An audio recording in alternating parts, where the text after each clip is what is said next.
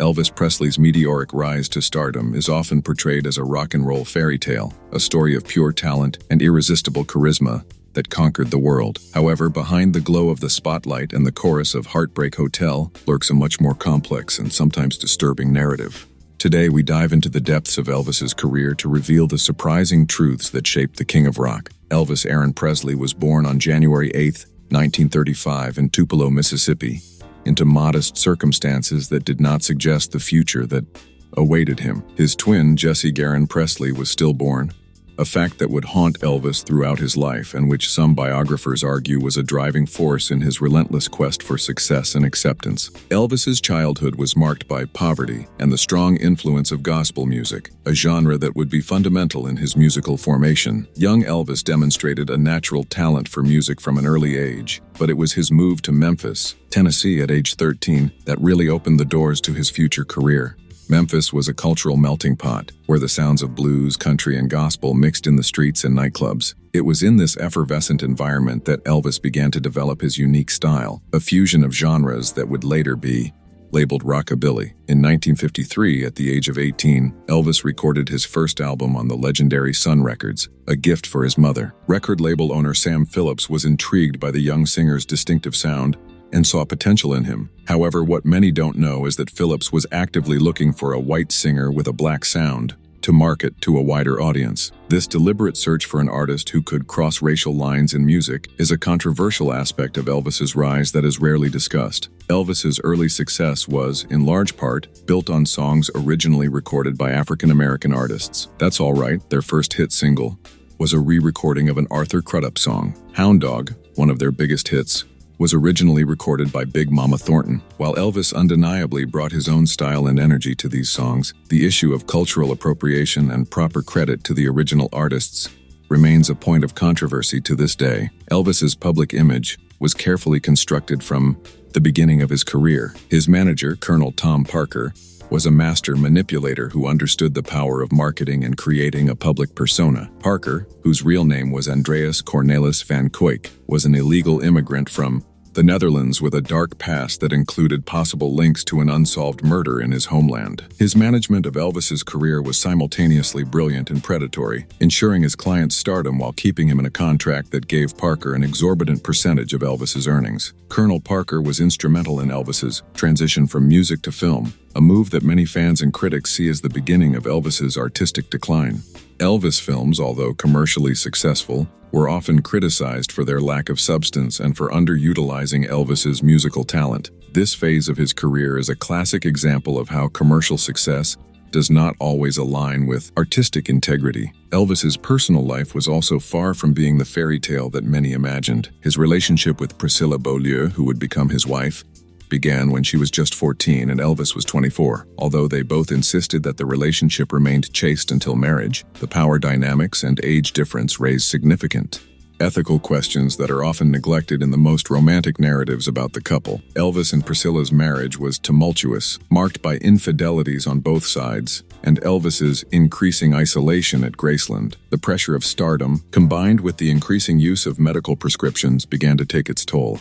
Elvis developed a dependency on a variety of medications, including amphetamines and barbiturates, a battle he would fight for the rest of his life. Elvis's famous meeting with President Richard Nixon in 1970 is often portrayed as a curious anecdote, but in reality, it reveals a lot about Elvis's mental state at the time. Elvis requested the meeting to offer his services as a volunteer on-duty federal agent in the war on drugs. The irony of this offer, considering his own substance use, cannot be ignored. The encounter also demonstrates Elvis's desire to be seen as a figure of authority and respect, possibly compensating for his own insecurities and feelings of inadequacy. Elvis's final years were marked by physical decline and increasingly erratic performances. His weight fluctuated drastically, and he often appeared disoriented on stage. However, even in this state, Elvis continued to fill arenas and maintain a devoted fan base. This almost religious devotion to Elvis, which persisted even after his death, is a fascinating phenomenon that deserves analysis. The late Elvis, as he is often called,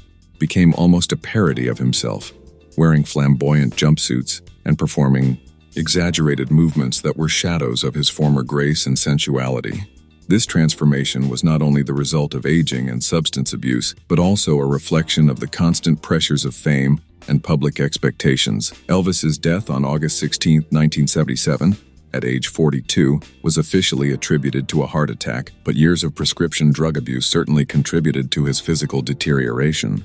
The fact that he was found in the Graceland bathroom, a lonely and tragically human figure in his final moments, stands in stark contrast to the King of Rock's public image. After his death, the Elvis myth grew to almost mythological proportions. Conspiracy theories about Elvis still being alive proliferated, a testament to the lasting impact he had on popular culture. These theories, however absurd they may be, reveal a collective inability to accept the mortality of our cultural icons. Elvis's legacy is complicated and multifaceted. On the one hand, he undeniably revolutionized popular music and paved the way for generations of artists who followed him. His fusion of musical styles and electrifying stage presence have set a new standard for live performances. Elvis also challenged many of the social norms of his time, with his provocative hip movements and his blend of black and white musical influences. On the other hand, Elvis's career raises important questions about cultural appropriation, exploitation in the entertainment industry, and the dangers of early stardom.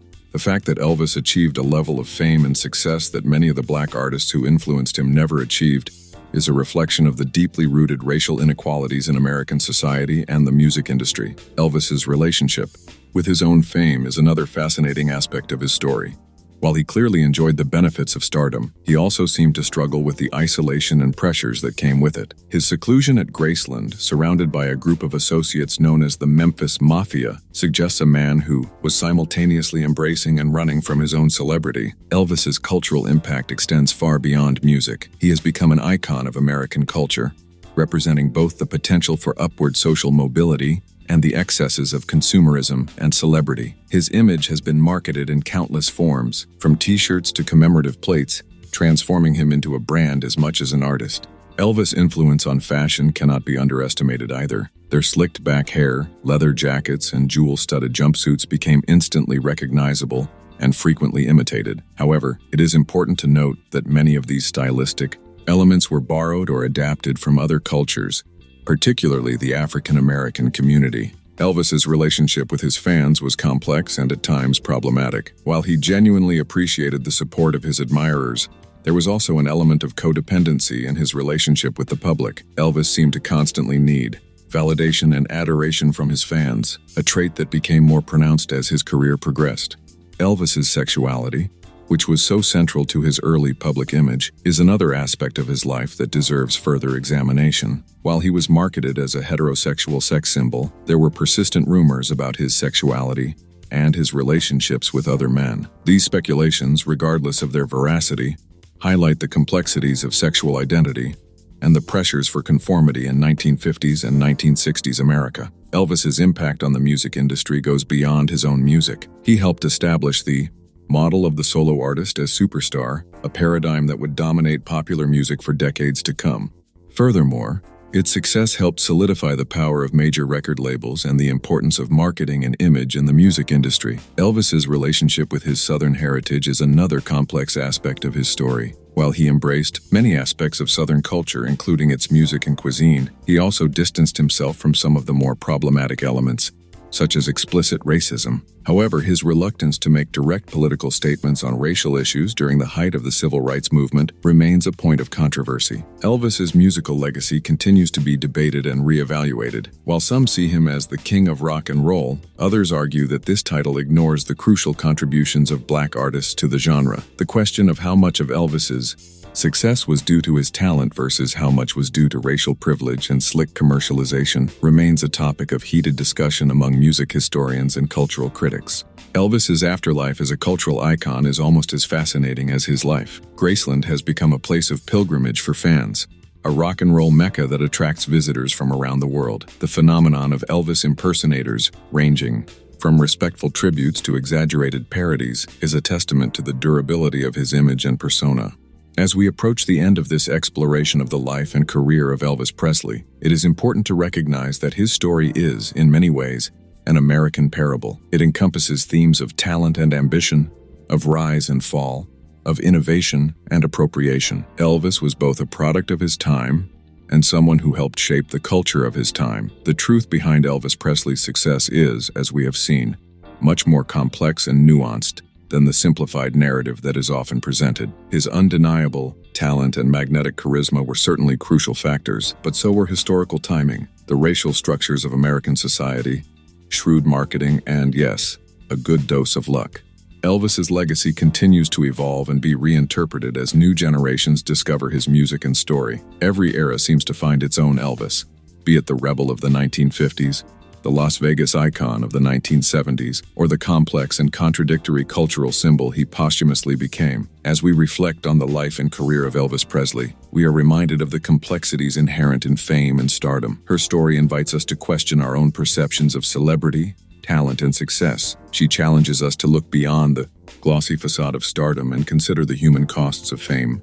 Ultimately, the shocking truth behind Elvis Presley's success is not a single bombastic revelation, but rather a complex tapestry of social, cultural, and personal factors. It is a story that tells us not just about a man, but about a nation and an era. It's a reminder that even our most brilliant icons are, in the end, deeply human, with all the flaws and contradictions that implies. As we continue to listen to Elvis's songs, watch his films, and debate his legacy, perhaps the most important lesson we can take from his story is the importance of looking beyond the surface, questioning our accepted narratives, and recognizing complex humanity that exists in all of us, even those we elevate to the status of royalty.